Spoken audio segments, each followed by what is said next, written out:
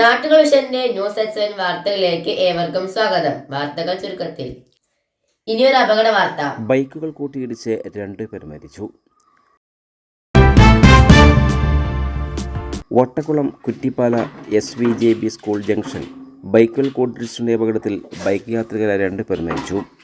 LIC ഏജന്റും സാംസ്കാരിക പ്രവർത്തകനുമായ വട്ടക്കുളം തൈക്കാട് സുന്ദരൻ, കുമരനെല്ലൂർ കൊള്ളന്നൂർ കിഴക്കൂട്ടുവളപ്പിൽ മൊയ്തീൻ കുട്ടിയുടെ മകൻ അലി എന്നിവരാണ് മരിച്ചത്.